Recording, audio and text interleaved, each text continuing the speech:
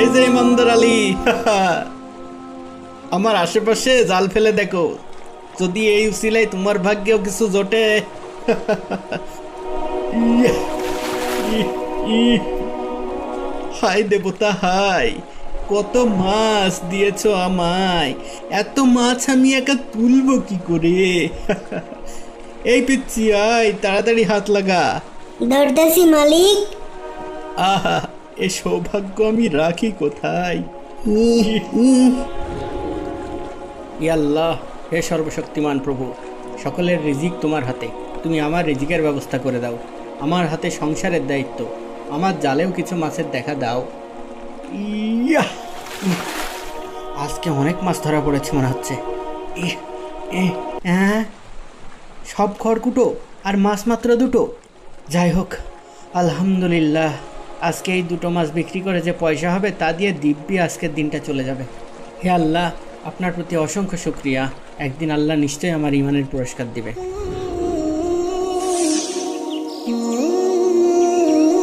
কি আলী ভাইয়ের বউ, আজ কি রান্না করলা? কি আর করবো বল, ওই রোজ যা করি, ডাল ভাত আর সবজি।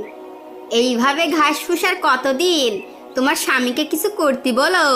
কি আর বলবো বল, সে তো চেষ্টা করেই, তার জালে মাছ না উঠলে আর কি করা।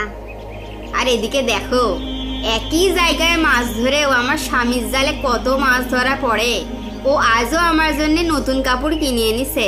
সেটা তো দেখতেই পাচ্ছি। আর এই যে এই গয়নাগুলাও গতকালই এনেছে, খাঁটি সোনার 22 ক্যারেট। তোমারই তো কপাল গোবুল, প্রতিদিন নতুন নতুন কাপড়, দামি দামি গয়না পরো। ভাগ্যিস আমার কপালেও এমন থাকতো। তোমার কপালও এমন হবে। তুমি তোমার স্বামীকে বোঝাও যেন তোমার স্বামীও আমার স্বামীর মতো মূর্তি পূজা করে, তাহলে তুমিও আমার মতো ধনী হয়ে যাবা। কি বলো এইসব? ওরে সকিনা, কেন বুঝিস না? এই সবই দেবতাদের দয়া। একই জায়গায় জাল ফেলে দুজন, একজনের শেষই হয় না আর একজনের নাকি একটাও পায় না। এই কথা শুনে আলীর স্ত্রী মন খারাপ করে চলে আসলো। কই গো গিন্নি, কোথায় গেলে? একটু পানি টানি কি দেবে নাকি? পানি নিজে নিয়ে খেতে পারো না? কি বাদশার কাজ করে আসলো যে জনাবকে গিয়ে পানি দিতে হবে? মনে হয় আমি তার দাসী। কি গো, কি হলো আবার তোমার? মন খারাপ করে বসে আছো কেন? হয় আমাকে তালাক দিয়ে দাও, আর না হলে তুমি তোমার ভাইয়ের মতো মূর্তি উপাসনা করো। হে আল্লাহর বান্দি, তোমার কি আল্লাহকে ভয় হয় না? কিভাবে এমন কুফরি কথা বলো? দয়া করে বেশি কথা বাড়িও না, আমি আর এভাবে ফকিরের মতো জীবন যাপন করতে পারবো না।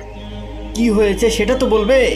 তোমার ভাইয়ের বউকে দেখো, কত দামি দামি কাপড় পরে, অলংকার পরে, আর আমার কিছুই নেই। এইভাবে তিলে তিলে মরার জন্য তোমার সাথে আমার বাবা বিয়ে দিছিল। এখন ওকে বুঝিয়ে পারা যাবে না। আচ্ছা ঠিক আছে, তুমি চিন্তা করো না, কাল থেকে আর নদীতে মাছ ধরতে যাব না, বরং কোনো কারখানায় মজুরি করে হলেও তোমার জন্য প্রতিদিন কিছু টাকার ব্যবস্থা করে দেব, যাতে অন্তত তুমি তোমার শখ আহ্লাদ পূরণ করতে পারো। ঠিক আছে? ঠিক আছে, দেখি কি করতে পারো।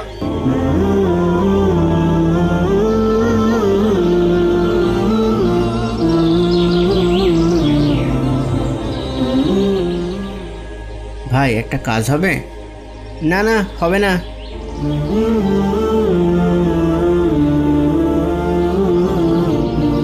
ভাই, একটা কাজ দেবেন? না, নেই।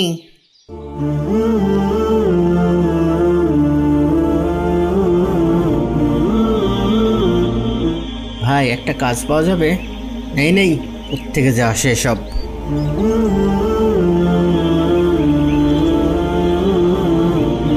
সারাদিন এদিক ওদিক তো অনেক ঘুরলাম, কতজনের কাছে গেলাম একটা কাজের জন্য। অন্তত একটা কাজ পেলেও তো বউয়ের কথা শোনা লাগতো না। এখন আমি কি করি? না, হতাশ হয়েও তো পারছি না। আমি বরং এখানে নামাজে দাঁড়াই, মাগরিব পর্যন্ত আল্লাহকে ডাকি, নিশ্চয়ই আল্লাহ আমার কান্নাকাটিতে সাড়া দেবে। তারপর না হয় রাতে বাড়িতে গিয়ে একটু বউকে মিথ্যা কথাই বলবো আজ। আল্লাহু আকবার।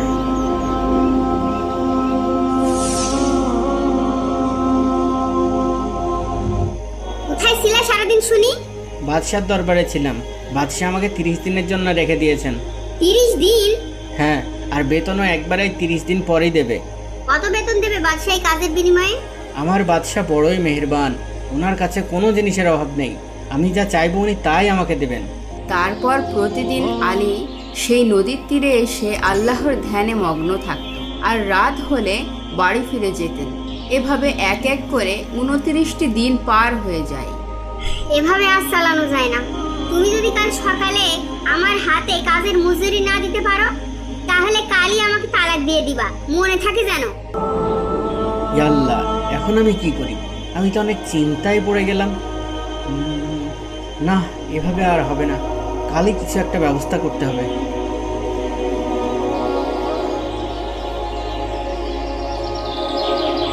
ইয়া আল্লাহ, আমাকে ক্ষমা করো। আজ এই বেধর্মের কাছে সাহায্য চেয়ে দেখি কোনো কাজ জোটাতে পারি কিনা। বেড়া মুসলমান, কি যা সেখানে? আপনার এখানে কাজ করতে চাই, আপনি কি আমাকে কাজে নেবেন? কি কাজ পারিস, হ্যাঁ, যে কাজে নেব? আপনি যে কাজ বলবেন আমি তাই করব। দয়া করে আমাকে একটা কাজের ব্যবস্থা করে দেন। আচ্ছা, যা, তোর কাজের ব্যবস্থা হবে। তবে এখানে কিন্তু কোনো খাওয়া দাওয়া পাবি না, শুধু কাজ করবি। যদি এই শর্তে রাজি থাকিস তবে কাজ পাবি। আমি রাজি, আমি রাজি।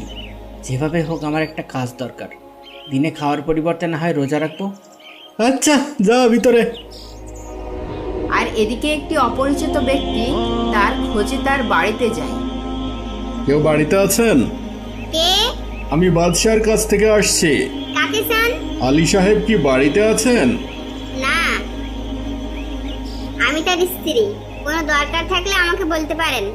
আমাকে বাদশাহ পাঠিয়েছেন। এই নিন আপনার স্বামীর মজুরি 29টি স্বর্ণ মুদ্রা। আপনার স্বামী 29 দিন বাদশার কাছে কাজ করেছে, এরপর বাদশার কাজ ছেড়ে দেয়। যদি 30 দিন কাজ করতে পারতো তাহলে অনেক ভালো হতো আপনার স্বামীর, কিন্তু আফসোস, সে অন্য এক ইহুদির কাছে গিয়ে কাজ করছে। তারপর এই 29টি স্বর্ণমুদ্রা লোকটি তার স্ত্রীকে দিয়ে চলে গেল। আলীর স্ত্রী তখন সেখান থেকে একটি স্বর্ণমুদ্রা বাজারে নিয়ে গিয়ে বিক্রি করল, আর তার বিনিময়ে তার স্ত্রী 1000 দিনার পেল। এতে সে অনেক খুশি হলো। আজ তুমি কোথায় ছিলে? একটা ইহুদির কাছে কাজ নিয়েছি। কেন? তুমি বাদশার কাছে অন্যের কাজ কেন করতে গেছো? কেন, কি হয়েছে? তুমি 29 দিন বাদশার কাজ করেছো, তাই বাদশা তোমার 29 দিনের মজুরি পাঠিয়ে দিয়েছে। কি বলো? হ্যাঁ, আর তুমি যে আজ কাজ যাওনি তার জন্য আফসোসও জানিয়েছে। বলেছে 30 দিন কাজ করলে তোমার জন্য অনেক ভালো হতো। ইয়া আল্লাহ, এ আমি কি করলাম? এই কি হলো, কি হলো? জ্ঞান হারালে নাকি? কথা বলো। হায় আফসোস, আমি সারা জাহানের বাদশার কাছ থেকে নিজেকে বঞ্চিত করে ফেললাম। ও মাবুদ, আমাকে ক্ষমা করে দাও, আমি অন্যায় করে ফেলেছি। লা ইলাহা ইল্লা আনতা সুবহানাকা ইন্নী কুনতু মিনাজ জালিমিন। তারপর আলী তার সব কিছু ত্যাগ করে একটি বনে চলে যায় এবং সেখানে বাকি জীবনটা আল্লাহর ইবাদতে মগ্ন হয়ে কাটিয়ে দিল।